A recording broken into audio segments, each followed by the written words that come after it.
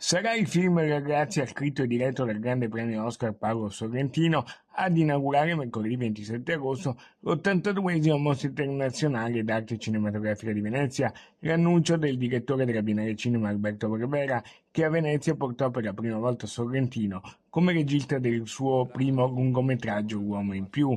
Sarà dunque un film italiano ad aprire la mostra di Venezia. Ragazzi racconta una storia d'amore, ancora avvolta da stretto di serbo la trama. Si sa però che è stato girato in Italia, forse a Napoli ci si chiede, e che il set ha fatto però tappa lo scorso aprile anche a Torino. Il film d'apertura è interpretato dal grande Tony Servillo e Anna Felzetti e sarà nel concorso principale di Venezia 82.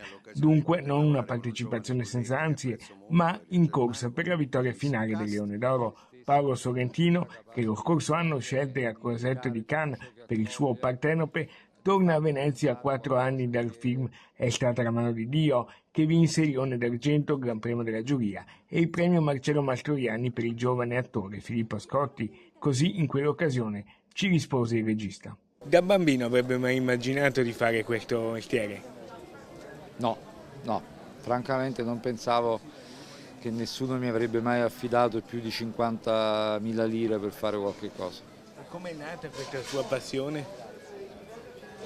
La mia passione per il cinema è nata guardando film a casa annoiato e a un certo punto mi sono reso conto che i film erano una meravigliosa occasione di fuggire la propria malinconia, la propria sofferenza.